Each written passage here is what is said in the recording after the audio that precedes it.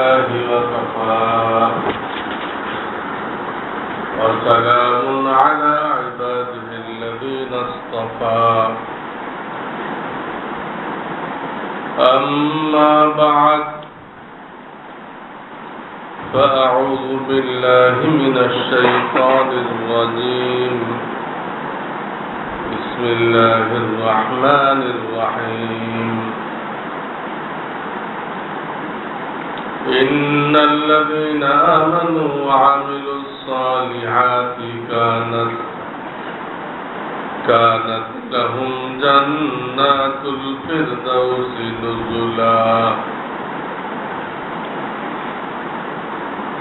وقال رسول الله صلى الله عليه وسلم جددوا إيمانكم قيل يا رسول الله كيف نجدد إيماننا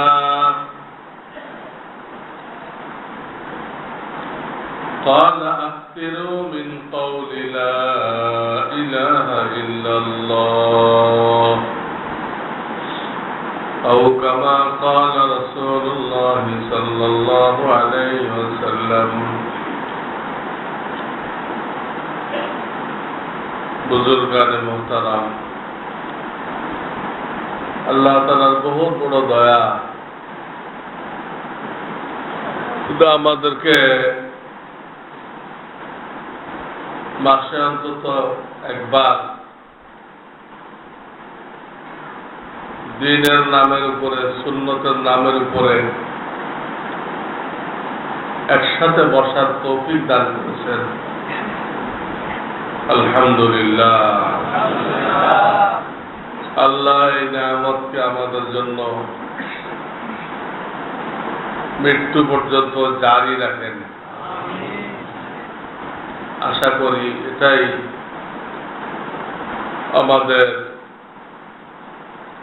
নাজাতের ওসিলা হবে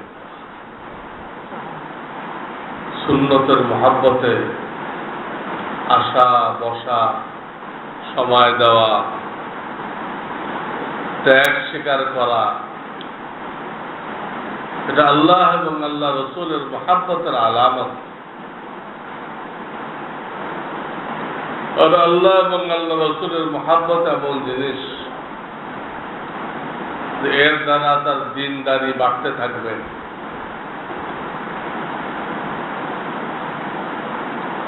শরীয়ত অনুযায়ী চলা এর আগ্রহ বাড়তে থাকবে এবং এক সময় সে পরিপূর্ণ মুমিন মুসলমান হয়ে যাবে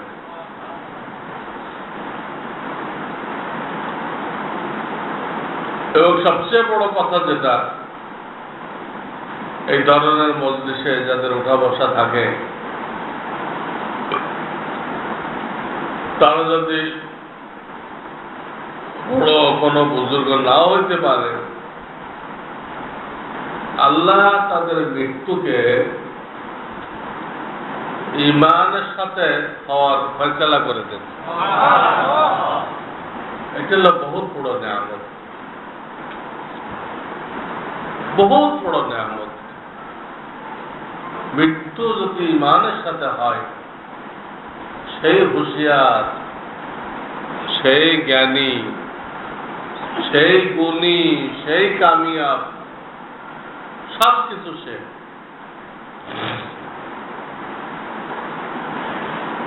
আর মৃত্যু যদি ঈমানের সাথে না হয় দুনিয়াতে যত নাম কাম থাকুক মানুষ যত কিছু মনে করুক যত সম্মানই মনে করুক তাকে পুরা দুনিয়ার কুরসিতে বসানো হোক মৃত্যু ঈমানের সাথে হলো না একে বলা হবে 16 আনায় মিশে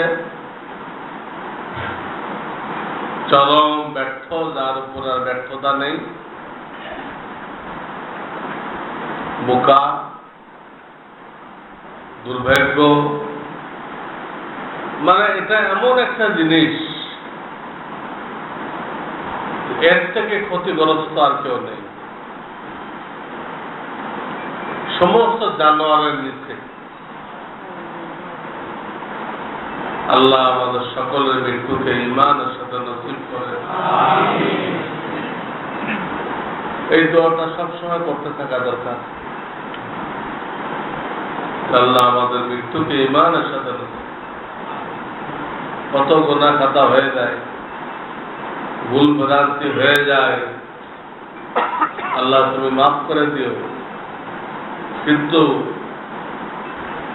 আমার মৃত্যু তোমার সাথে সাক্ষাৎ, এটা হলো ঈমানের সাথে। আল্লাহুম্মা জাআল খায়রা উমরি আখিরাহু ওয়া খায়রা আইয়ামি ওয়া খায়রা ইয়াওমি ইয়াওমা আলকাকা ফীহ। হাদিসে একটা দোয়া আছে, এটাই আল্লাহুম্মা জাআল খায়রা উমরি আখিরাহু ওয়া খায়রা আমালি খাওয়াতিমাহু ওয়া খায়রা আইয়ামিন ইয়াওমা আলকাকা ফীহ। এটা নবীজি সাল্লাল্লাহু আলাইহি ওয়াসাল্লাম আল্লাহর কাছে একটা দোয়া শিখাইছেন যে আল্লাহ আমার জিন্দেগির মধ্যে জিন্দেগির শেষ অংশকে সবচেয়ে বেশি ভালো করে দাও, আমার জীবনের শেষ আমলকে সবচেয়ে ভালো করে দাও, আর আমার জিন্দেগির মধ্যে যে দিনগুলো আছে, যেদিন আমি তোমার সাথে সাক্ষাৎ করব, অর্থাৎ আমার মৃত্যু হবে, ওই দিনটাকে সবচেয়ে ভালো দিন করে দাও। তার অর্থ কি? তার অর্থ ঈমানি মওত। তার অর্থ ঈমানি মওত। আল্লাহ আমাদের সকলকে নসিব করুন। হাজী সাহেবানরা দেশে ফিরতেছেন,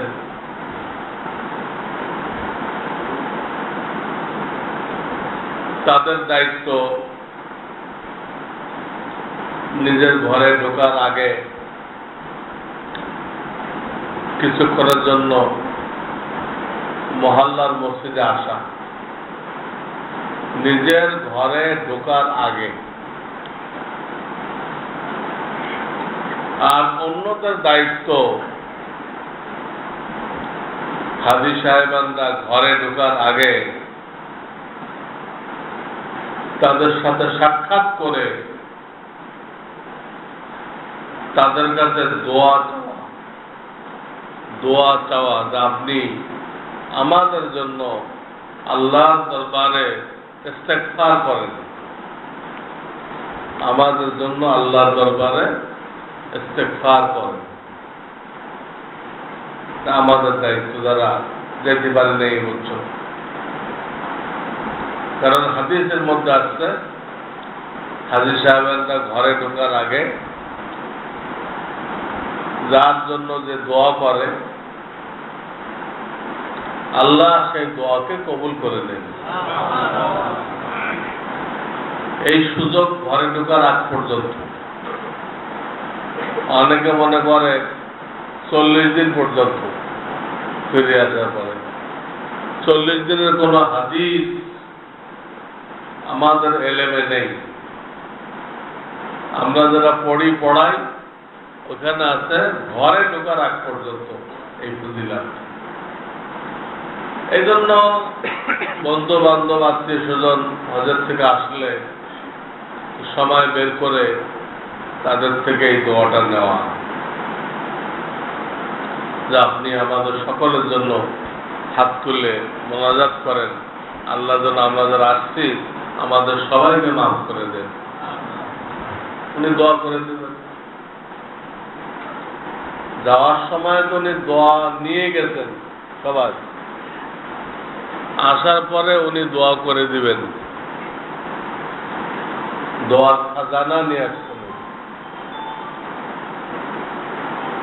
এই একটা কথা। দ্বিতীয় কথা, হাজী সাহেবরা এই হজের সফরে খুব বেশি বেশি তালবিয়া পড়ে থাকে। তালবিয়া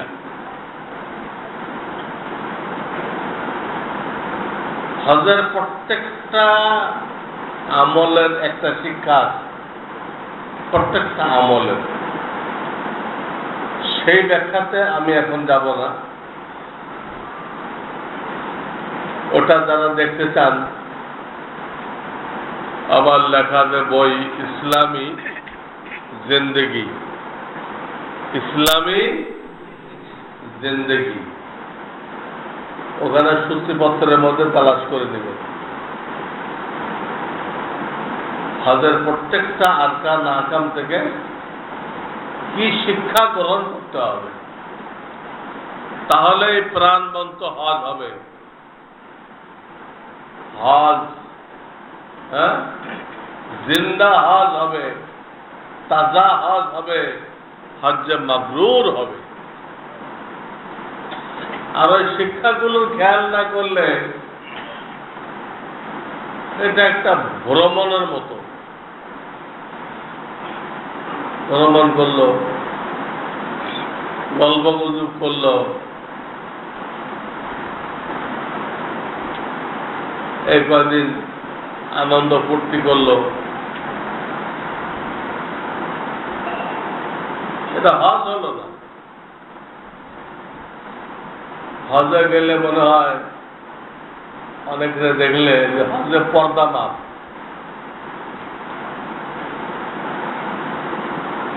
হজে মনে হয় যে পর্দা মাপ। খুব গলত জিনিস।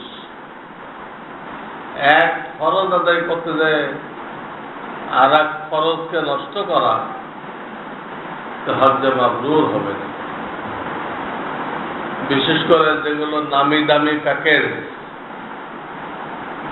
এইগুলোতে এই অবস্থা বেশি হয়। পর্দার কোনো পাল্লাই নেই। বিভিন্ন জায়গায় তারা চেয়ার টেবিলে খাওয়ার ব্যবস্থা করে, ওখানে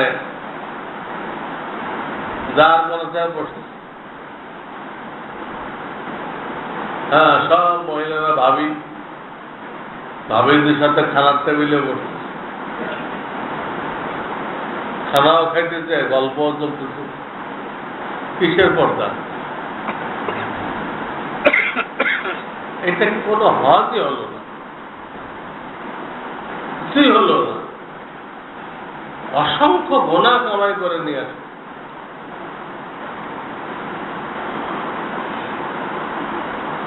দেশে এতগুলো মহিলার সাথে কথা বলতে বহুদিন লাগে, প্রায় এক সফরে হয়েছে। তো হজটা এখন লোকেরা, সবার কথা বলতেছে না, অনেক লোকেরা গুনাহের সফর বানিয়ে ফেলছে। গুনাহের সফর। এই জন্য নামি দামি প্যাকেজ যাওয়াটা ঠিক না। এবং বুখারীতে হাদিস আছে যে হজের সফর একটু কষ্টের সফর হওয়া চাই। সবকিছুতে ধরে একটু একটু কষ্ট হয়। খাওয়াতে একটু কষ্ট আছে, থাকাতে একটু কষ্ট আছে, মসজিদে আসাতে একটু কষ্ট আছে। এটা আমাদের নবী আলাইহিস সালাম পছন্দ করতেন।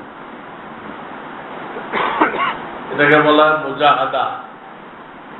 এই মুজাহাদার উপরে জান্নাতের দরজা খোলা হয়, হেদায়েতের দরজা খোলা হয়। আর না 3 ওয়াক্ত বিরিয়ানি পোলাও, হ্যাঁ, হোটেলতে নামলেই বাইতুল্লাহ। তো মুজাহাদা কই? মুজাহাদা কোথায়? তো ফুর্তির সফর হয়ে গেল নাউযুবিল্লাহ। আর যারা গ্রুপ লিডার হয় তাদের তো পর্দা একদম না। সব মহিলারা তাদের সাথে ঘন্টাকে ঘন্টা কথা বলতে থাকে। উনি গ্রুপ লিডার, ওনারা কোনো পর্দা নেই। এই গ্রুপ লিডার গুলো এত বড় বদমায়েশ হয়, সবার হজ বরবাদ করবে। নাউযুবিল্লাহি মিন যালিক। এগুলো জাহেল, কোনো মসলা মাসাইল জানে না।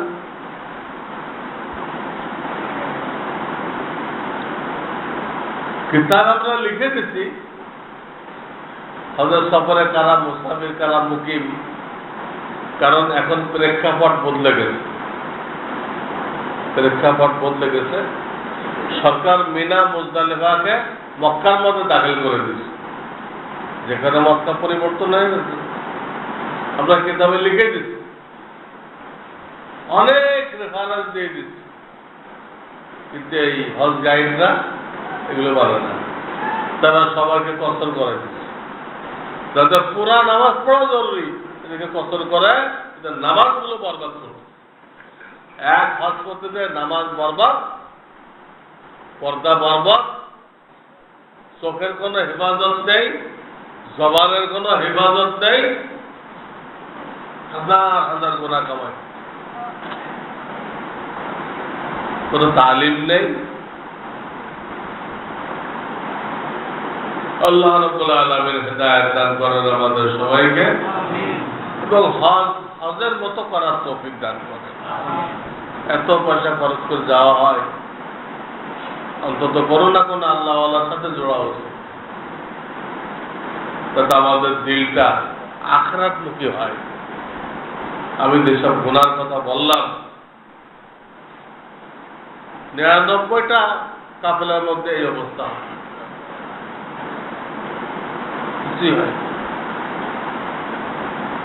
এই জন্য এটা ব্রেনে রাখা উচিত। আল্লাহ যাদেরকে মাল দিয়েছেন, স্বাস্থ্য দিয়েছেন, তাদের প্রতি 5 বছরে একবার নফল হজ বা উমরার মাধ্যমে বাইতুল্লাহ হাজির হওয়া জরুরি। বাইতুল্লাহ হক প্রতি 5 বছরে একবার।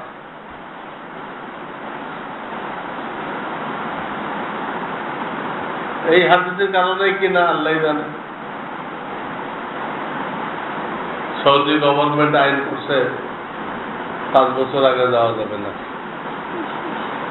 আর এই হাদিসের কারণে কিনা হইতেও পারে, না হইতে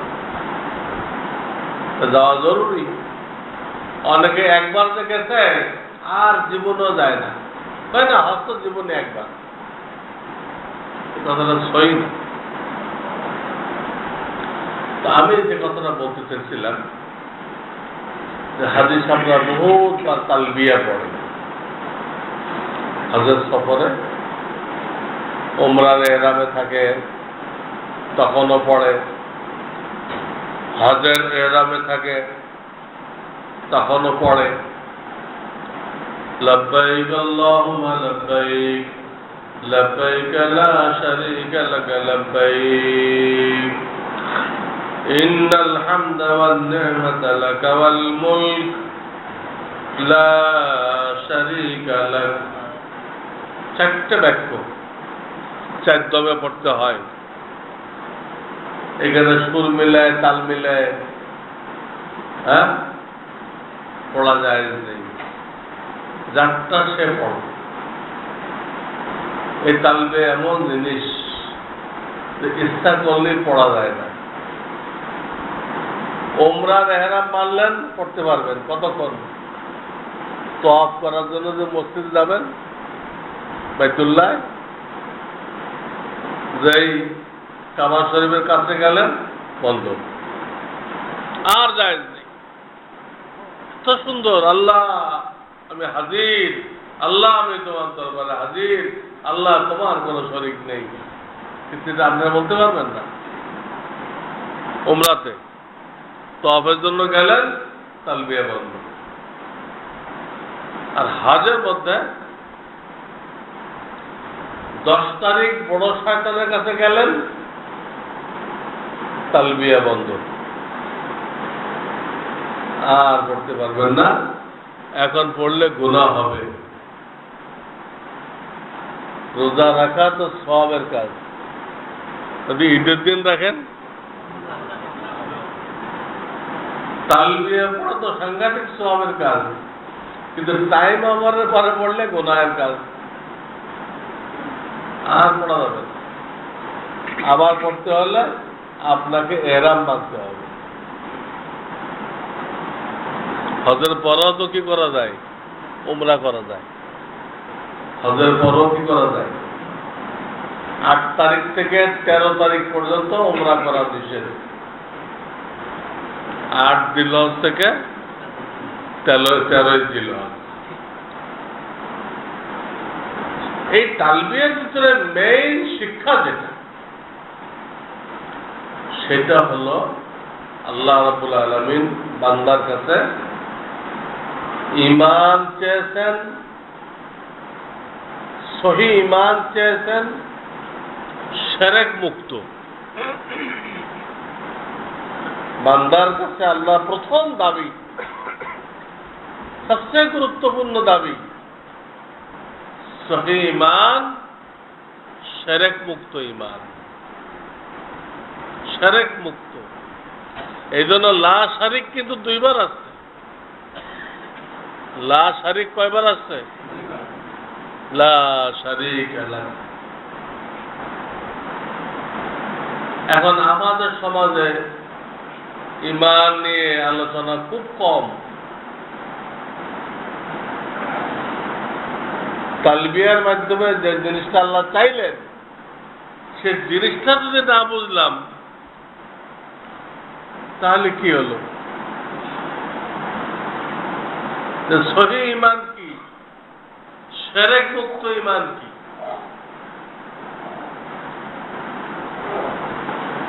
এটাই আজকের আলোচ্য বিষয়। আমি সংক্ষেপে বলব। সহি ঈমান বলে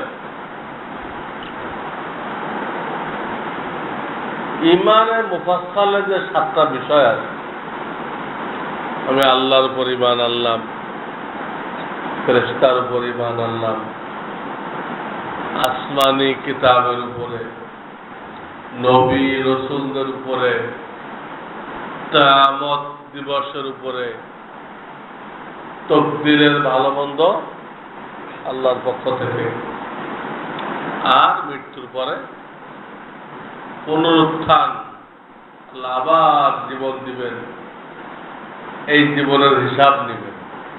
কটা হলো? এর কিছু কিছু ব্যাখ্যা আমার লেখা কিতাবুল ঈমান থেকে মেহরবানি করে দেখে নেবেন। এই 7টা বিষয়ের ব্যাখ্যা, ওটাও ঈমান। এই বিষয়গুলোকে অন্তর দিয়ে বিশ্বাস করা, অন্তর দিয়ে বিশ্বাস করা, জবানে স্বীকার করা, ওর স্বীকারোক্তি নিজের মুখের দ্বারা দেওয়া, না আমি স্বীকার করলাম।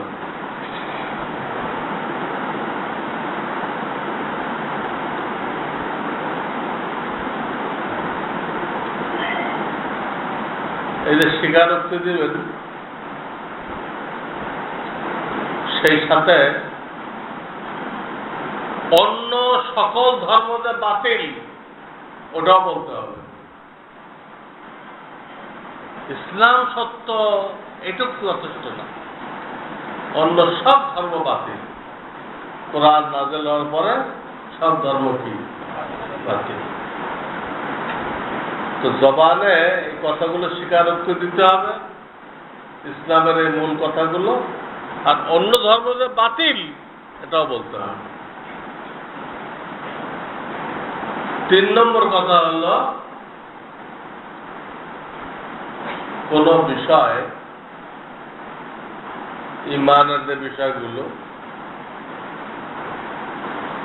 এমন ব্যাখ্যা দেওয়া যাবে না যা নবীজি থেকে প্রমাণিত নেই।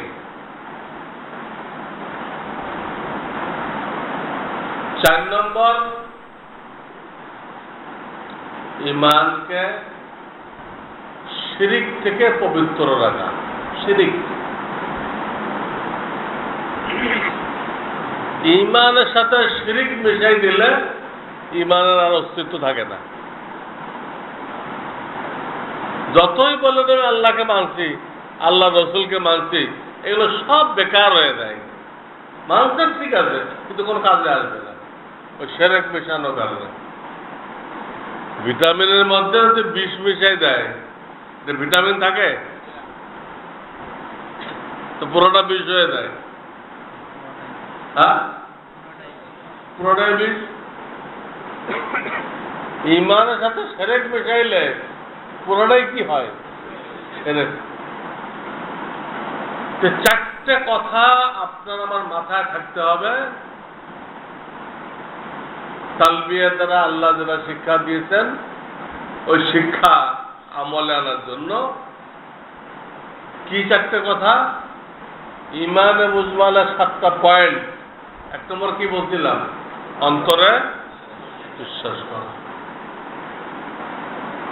2 নম্বর জবানে স্বীকৃতি দেওয়া, ইসলামের বাইরে অন্য ধর্মকে বাতিল ঘোষণা করা। 3 নম্বরে ইমানের কোন বিষয় মন গড়া ব্যাখ্যা না দেওয়া, বা কেউ দিয়ে থাকলে ওটা না মানা। 4 নম্বর শিরক মুক্ত, ইমানকে শিরক থেকে পাক পবিত্র রাখা। কয়টা কথা হলো? পয়েন্ট তো 7টা। ওই 7টা বিষয় তখন ইমান হবে, ওর সাথে 4টে কথা লাগবে। খুব ভালো করে বুঝি, যদি ইমানের ব্যাপারে আমাদের দেশে আলোচনা নেই, কোনো ওয়াজ মাহফিলে, কোনো জুমার বয়ানে কোথাও তেমন আপনি আলোচনা পাবেন না ইমান নিয়ে। অথচ কোরআন হাদিসে এর থেকে জরুরি কোনো বিষয় নেই, কোনো বিষয় নেই। কারণ ইমান এমন জিনিস, এই একটা জিনিস যদি সহি হয়ে যায় আর আমল যদি তার না থাকে বা আমল গলত হয়ে যায়, ইমানের জোরে সে বেঁচতে যাবে। আর এইটা যদি গলত হয়ে যায়, শত কোটি আমল থাকুক, সব বেকার। সমস্ত আমল নষ্ট হয়ে গেছে, ইমানটা টিকছে, এ জান্নাতি। আমল একটাও টেকে নাই, ইমান টিকছে, জান্নাতি। আমল করে গেছে, ইমান গ্রহণযোগ্য হয় নাই। আল্লাহ আমাদের ইমানকে সাহাবায়ে কেরামের ইমানের সাথে মিলাবেন। فَإِنْ آمَنُوا بِمِثْلِ مَا آمَنْتُمْ بِهِ فَقَدِ اهْتَدَوْا। সূরা বাকারা এই আয়াতে বলে দেওয়া হয়েছে তোমাদের ইমানকে আমার নবীর সাহাবায়ে কেরামের ইমানের সাথে মেলানো হবে। যারটা মিলবে সে হেদায়েতের উপর আছে। তাহলে সাহাবায়ে কেরাম কি সত্যের মাপকাঠি না? মাপকাঠি হলো না?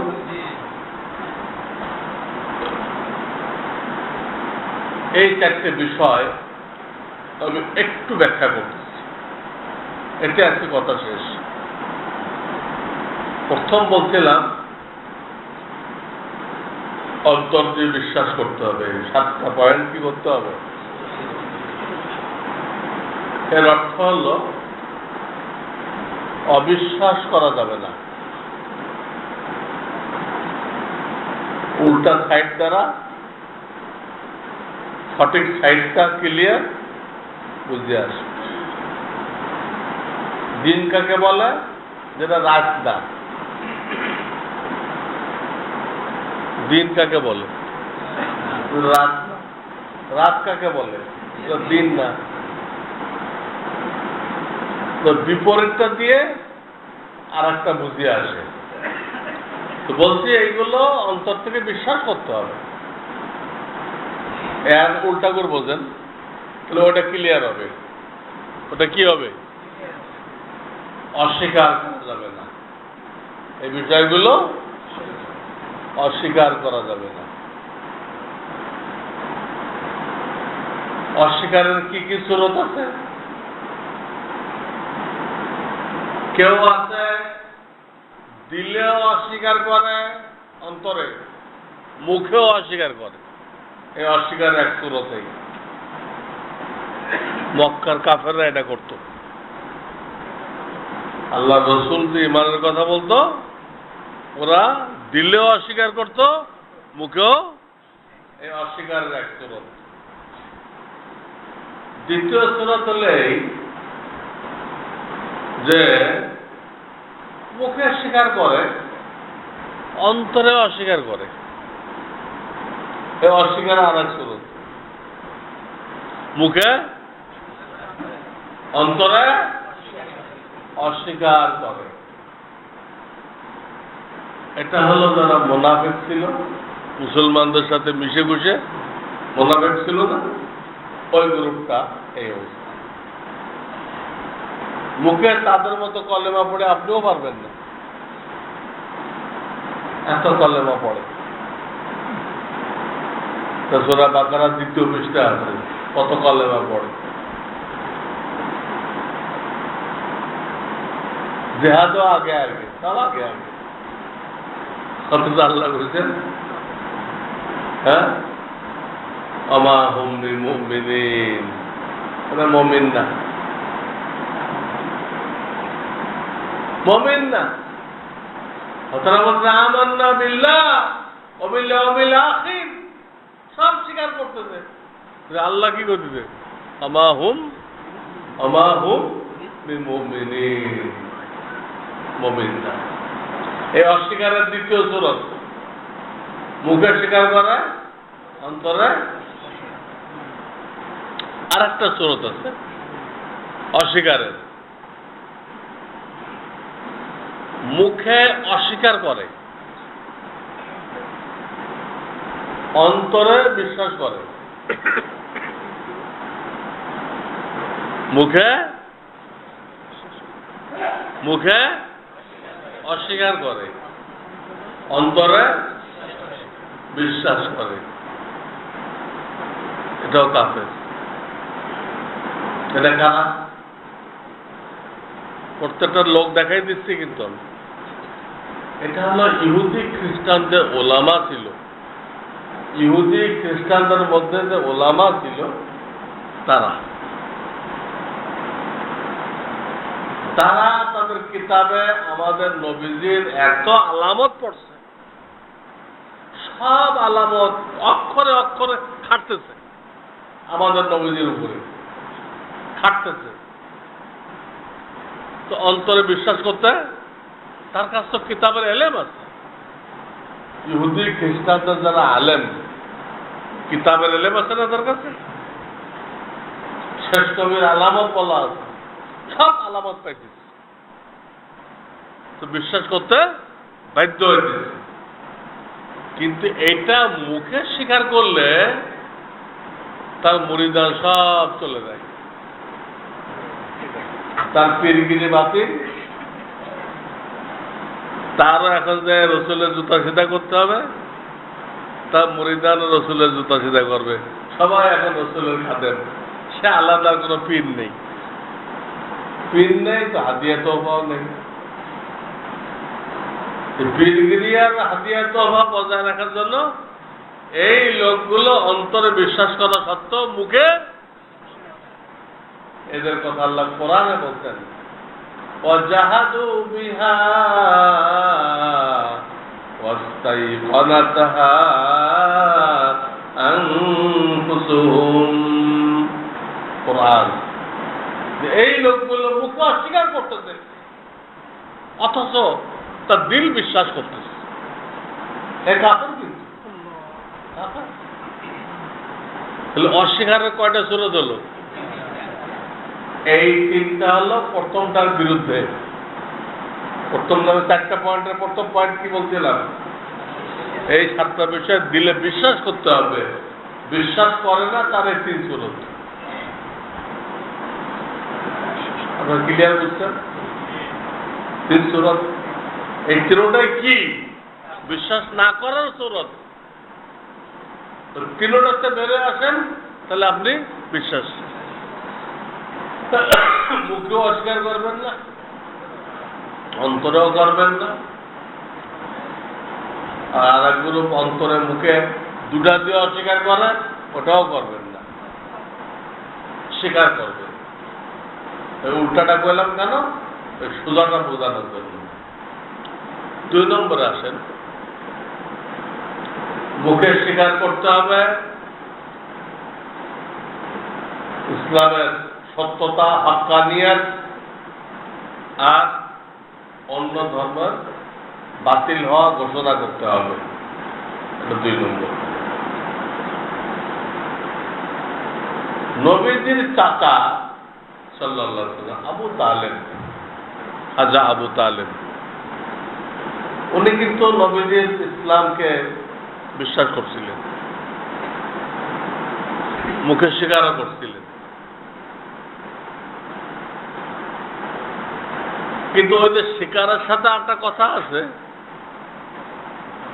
অন্য ধর্মকে বাতিল মনে করতে হবে, এটুক করেন নাই, এটুক করেন নাই। তো নবীজির চাচার ঈমান কি হয় নাই? হ্যাঁ, গ্রহণযোগ্য হয়নি। নবী যখন দাওয়াত দিছিল, তখন উনি বলেছিলেন, আলিমতু বিআন্না দীন মুহাম্মাদিন খায়রু আদিয়ানিল বারিয়াতি কুল্লিহিম লাউলাল মালামাতু আও হিজারু মাসাব্বাতিন লাওয়াজাদতানি বিযালিকা সামহাম মুবিনা।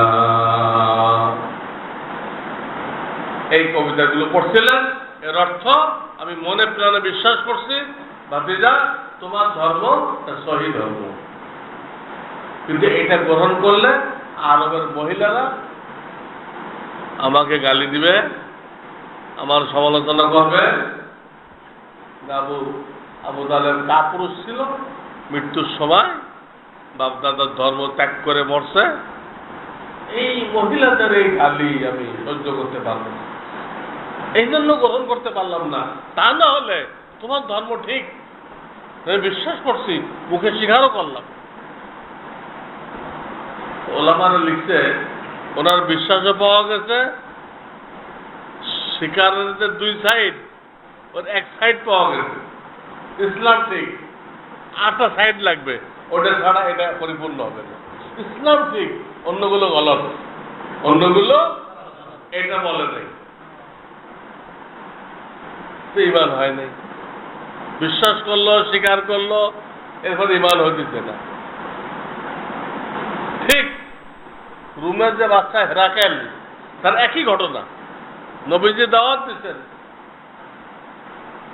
চিঠি দিয়ে, নবীজি কেমন মানুষ জানার জন্য সে বাইতুল মুকাদ্দাসের মার্কেট থেকে এক আরব দলকে ডেকে নিচ্ছেন, যারা ব্যবসার জন্য গেছিল, যার নেতা ছিল আবু সুফিয়ান। আবু তার কাছে সব পয়েন্ট জানিয়ে নিচ্ছে, নিয়ে এসে সাত বলতেন আমাদের কিতাবে লেখা আছে শেষ জামানায় এই নবী আসবে, উনি এসে গেছেন। পায়ের নিচে যে মাটি, এটা খুব তাড়াতাড়ি তার হুকুমতের আন্ডারে চলে যাবে। ওপেন ঘোষণা দিচ্ছে, তাই বিশ্বাস করছে, স্বীকারও করতেছে। কিন্তু তার ধর্ম যে বাতিল, সে খ্রিস্টান ছিল, রাকেল কি ছিল, এটা যে বাতিল এটা বলে নাই। তো বিশ্বাস করা, মুখে স্বীকার করা কাজে লাগে নাই, বাতিল। আল্লাহ রাসূল বলতেন যে সেই ঈমান আনে নাই। কাযাবা আদুউল্লাহ, নবীজির শব্দই, মুখে কিন্তু স্বীকার করছে, কিন্তু নবীজিকে তখন কারগুজারি দেওয়া হয়েছে নবীজির মন্তব্য হলো কাযাবা আদুউল্লাহ, আল্লাহ দুশমন মিথ্যা বলছে। দেখেন, দিলে বিশ্বাস করলো। আমি দুটা উদাহরণ দিলাম, নবীজির চাচা আরটা কি। খুব খেয়াল করে শুনেন, যার 10 ভাইকে আপনাকে পৌঁছাইতে হবে। আমি বলার অর্থ কি? আমি বলার অর্থ হলো আপনাদের সবাইকে আমি দায়িত্ব দিয়ে দিচ্ছি আল্লাহর পক্ষ থেকে। আপনি আমার 10 ভাইরে বুঝাইবেন। এইভাবে ইমানের কথাগুলো ছড়াই পড়বে। এদের ঘুমায় ঘুমায় শুনলে হবে না, খুব চৌকান্নার সাথে শুনতে হবে। চৌকান্না তো দিলে বিশ্বাস করছে, মুখে স্বীকার করছে, এরপরে রসুলের চাচার ইমান গ্রহণযোগ্য হলো না, হেরাকেলের ইমান গ্রহণযোগ্য হলো না। কেন?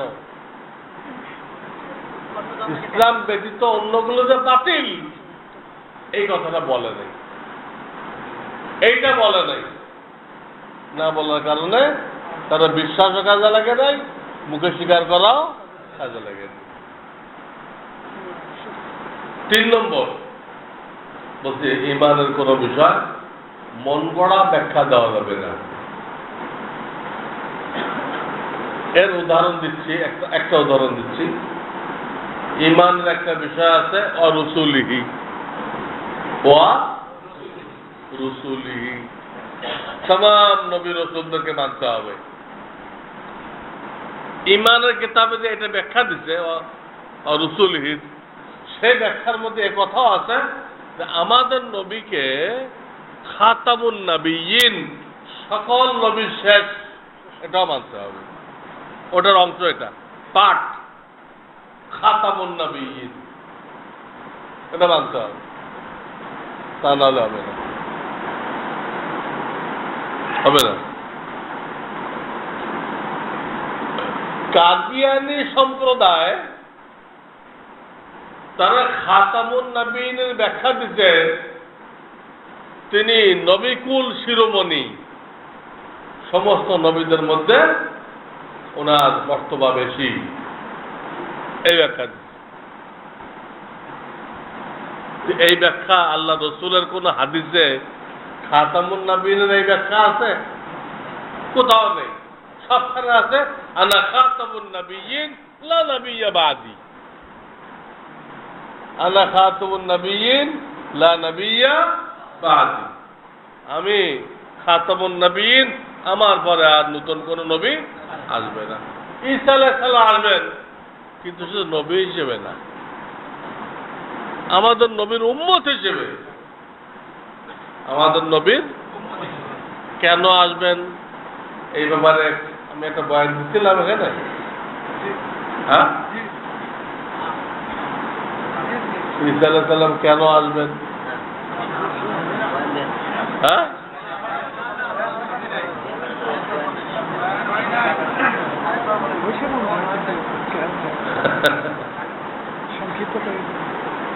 বলছিলাম মনে আছে, মাসি দুইজন, মাসি হেদায়াত, মাসি দালালাত। একজন মাসি হেদায়াতের রাস্তা দেখাবেন, আর একজন মাসি গোমরাহ করবেন। এই দুই মাসিকে প্যাঁচ লাগাইছে ইহুদিরা। সে প্যাঁচ ফুটানোর জন্য দুনো মসজিদকে আল্লাহ একসাথে আনবেন। আর ঈসা মসজিদকে দিয়ে দাজ্জাল মসজিদকে খতম করাই দিবেন, তখন ক্লিয়ার হয়ে যাবে যে কোনটা মসজিদে হেদায়াত। ইহুদিরা দাজ্জালরে কইছে মসজিদে হেদায়াত, হ্যাঁ, আর আসলে মসজিদে হেদায়াত কে সেটা বলি নাই। মনে পড়তেছে?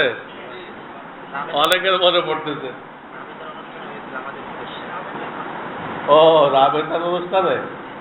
আল্লাহ, তাহলে এখানে না ওলামাদের একটা মজলিস হয়েছিল, ওরা বলতে সেখানে নাকি হয়েছিল। এটা তাহলে জমা থাকলো, আজকে টাইম হবে না, আর এক সময়।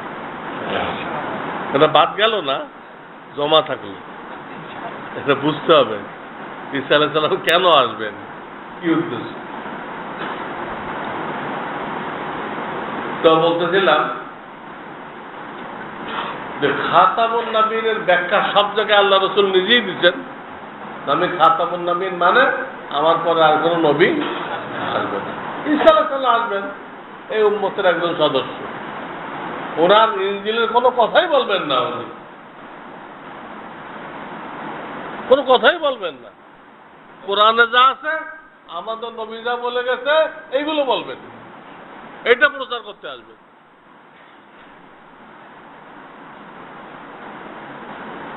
এই হলো খাতামুন নবীনের ব্যাখ্যা। ওরা মন গড়া ব্যাখ্যা কি দিছে? নবিকুল শিরোমণি। তো এটার ওটা এক শিরোমণি, তো মানে ফজিলাত বেশি সবার মধ্যে, সব নবীদের মধ্যে ওনার ফজিলাত।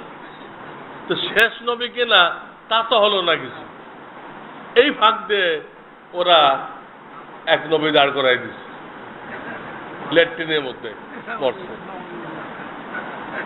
ল্যাট্রিনের মধ্যে সেই নবী শেষ।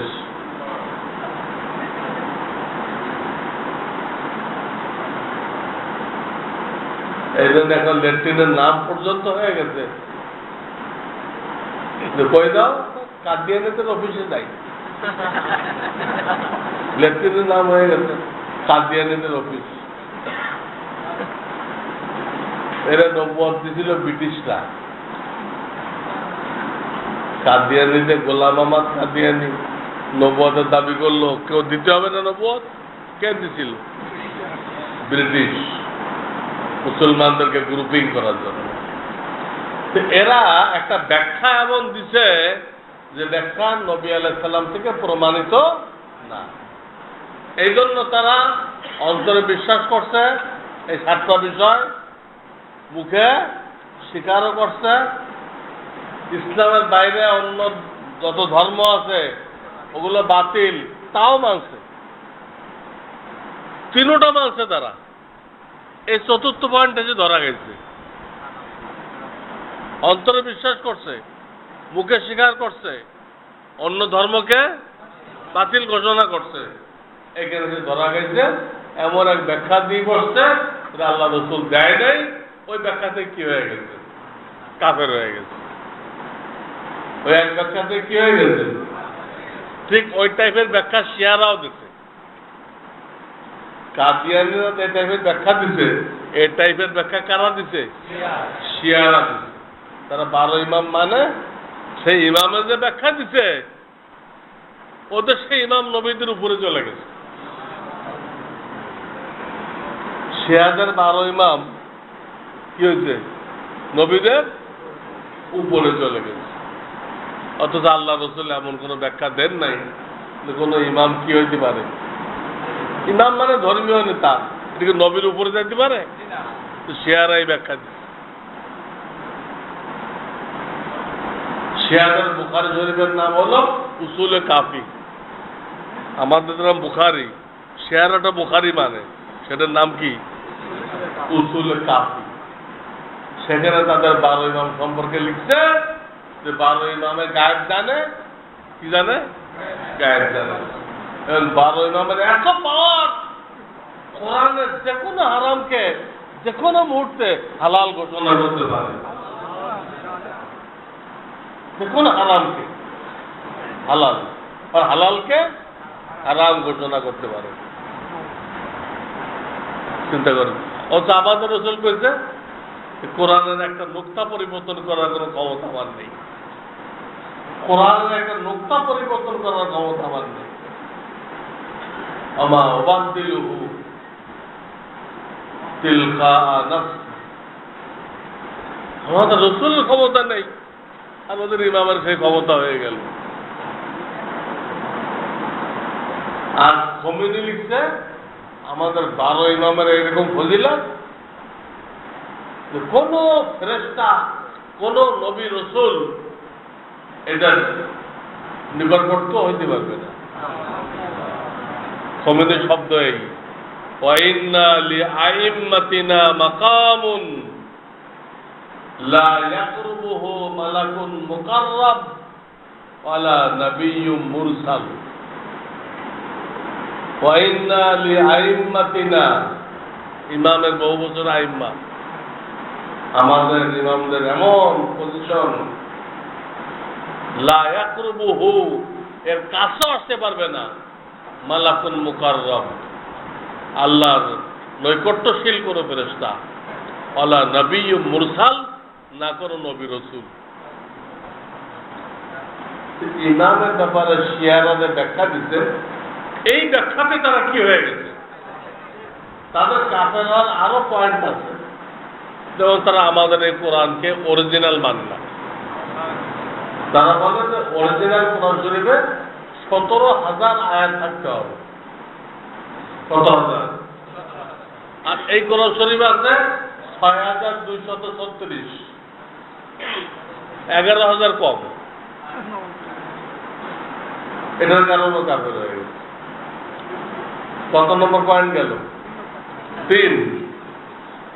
4 নম্বর পয়েন্ট ছিল আল্লাহর সাথে শরীক করা যাবে না। যদি বলেন যে আল্লাহর জাতি নূরের তৈরি আমাদের নবী, আল্লাহর সাথে শরীক করা হলো কিনা? আল্লাহের নূরের তৈরি, তার উপরে দলিল দুনিয়াতে কারো কাছে নেই, কোন আয়াতেও নেই, হাদিসেও নেই। ওরা দলিল দেয় আল্লাহ নূরুস সামাওয়াতি, আল্লাহ, আরে এই অর্থ আল্লাহ নূরের তৈরি। আসমান জমিনের তামাম নূর আল্লাহ সৃষ্টি করছে, এলো অর্থ। আর বিদাতের অর্থ করছে আল্লাহ নূরের তৈরি। আরে মাটির তৈরি ফেরেশতা ফার্স্ট, নূরের তৈরি, মাটির তৈরি মানুষ ফার্স্ট, নূরের তৈরি ফেরেশতা সেকেন্ড, আগুনের তৈরি জিন থার্ড। আল্লাহ যদি নূরের তৈরি হয় তো মানুষের নিচে পড়ে গেল। আল্লাহ যে লক্ষ লক্ষ পর্দা দিয়ে নিজেকে বেষ্টনী করে রাখতেন, ওই পর্দাগুলো কিসের? এটা ঠিক আছে, এটা নূরের। ওই একটা পর্দার ঝিলিক তুর পাহাড়ে ফেলছিলেন, তুর পাহাড় সারখার হয়ে গেছিল, মুসা আলাইহিস সালাম বেহুশ হয়ে গেছিল, ওই পর্দা। এই যারা বলে জাতি নূর, তারা শিরক করছে। যারা বলে রাসূল গায়েব জানেন, তারাও কি আল্লাহর সাথে শিরক করছে। গায়েব জানলে একমাত্র কে? যারা বলে রাসূল হাজির নাজির, তারাও শিরক করছে, আল্লাহর সাথে শিরক করছে। হাজির নাজির একমাত্র কে? রাসূল হাজির নাজির না। গজওয়ে বনুল মুস্তালাকে মা আয়েশাকে ফেলে রেখে আসছিলেন কেন? হাজির নাজির হলে যুদ্ধে ফেরার সময় মা আয়েশা তখন খুব হালকা পাতলা ছিল, উনি একটু ওয়েস্টার্ন গেছিলেন। এখন দাদার ওনার পালকি উঠানোর দায়িত্ব ছিল, তার তো পালকি উঠে পিঠে উঠাই দিতে চলে, এর তো উনি নেই, তাদের খবরই হয়নি। নবীদের গায়েব জানতে হলে নিজের সবচেয়ে প্রিয়তম বিবিকে ময়দানে ফেলে দিয়ে উনি চলে এসেছেন। হ্যাঁ, আর এই ফেলে রেখে আসার কারণে পরবর্তী সময় যখন নাকি মা আয়েশা কাফেলের সাথে মিলছে, তখন মুনাফিকরা বিরাট এক অপবাদ তৈরি করছে, পারে না? যে অপবাদের কারণে নবীজি 1 মাস পরেশান। 1 মাস বাস্তব ঘটনা কি? 1 মাসের মাথায় যখন ওহী নাযিল হয়েছে, তো বুঝছেন যে মা আয়েশা পাক পবিত্র। সব মুনাফিকদের কারণে। তো গায়েব জানলে 1 মাস পরেশান থাকা লাগে। 6 বারের ইহুদিরা বকরির মধ্যে বিষ মাখায় খাওয়াইলো, তিনি মুখেও দিলেন, পরে না জিবরাইল এসে ওই খানা ফেলে দিতে বলল। তিনি গায়েব জানলে ওই খানা মুখে দিতেন? হাজারো ঘটনা। তিনি হাজির নাজির না। যারা মান্নত করে, মান্নত ইবাদত না, মান্নত ইবাদত না, ইবাদত আল্লাহর জন্য হবে, যদি মাজারে করে শিরক। মাজারে যদি প্রার্থনা করে আল্লাহ সন্তান দাও, ব্যবসা দাও, শিরক। প্রার্থনা করা ইবাদত কিনা? খালি ইবাদত না, ইবাদতের মগজ। আর দোয়াও মুখুল ইবাদত, দোয়া তো ইবাদতের মগজ। ইবাদতের দ্বারা উদ্দেশ্য নিজের দীনতা, হীনতা, দাসত্ব প্রকাশ করা। দীনতা, হীনতা, দাসত্ব প্রকাশ করা, এটা দোয়ার মধ্যে যে পরিমাণ হয় অন্যখানে যে পরিমাণ হয়। আপনার জন্য কি কাঁদতে কাঁদতে দোয়া করেন, তখন যে পরিমাণ দীনতা, হীনতা বোঝা যায়, এমনি নামাজ পড়ার সময় সেই পরিমাণ বোঝা যায়। কত বড় ইবাদত এটা, ইবাদতের মগজ। সেটা আপনি মাজারে দিচ্ছেন, মাজার আল্লাহর কাছে সন্তান চাইতেছেন, মাজার আল্লাহর কাছে চাইবেন, আল্লাহর কাছে চাইতেছেন, মাজার আল্লাহর কাছে। তাহলে কি হলো? শিরক। তার ঈমান চলবে না। মাজারে সিজদা করা, পীরের পায়ে সিজদা করা, মাজারে তওয়াফ করা, এই সব শিরক। মাজারে যা হয় মোটামুটি সব কি।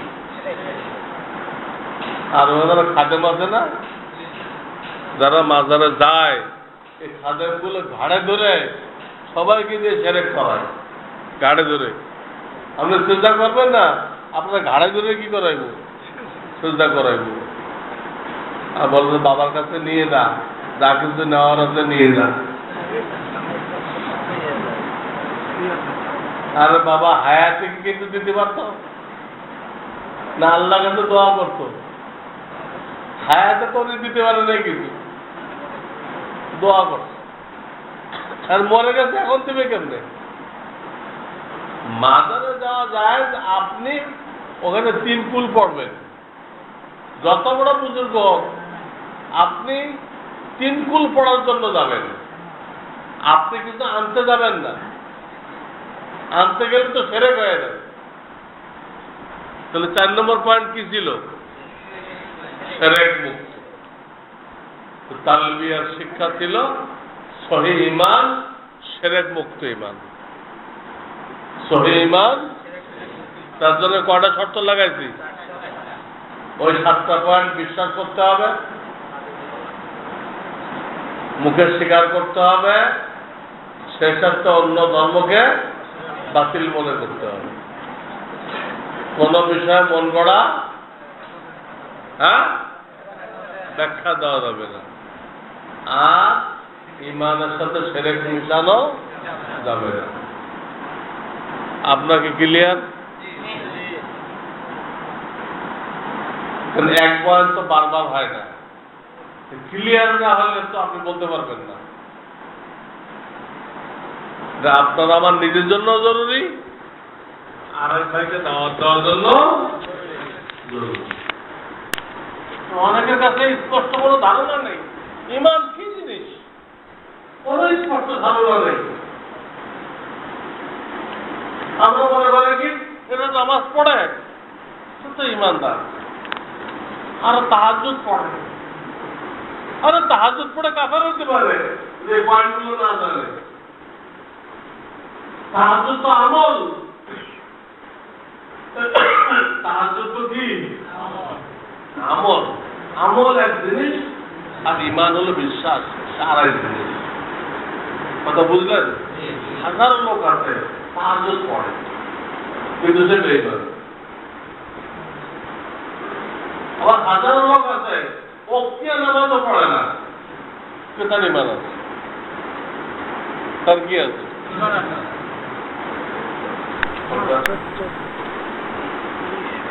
আমাদের সামনের এই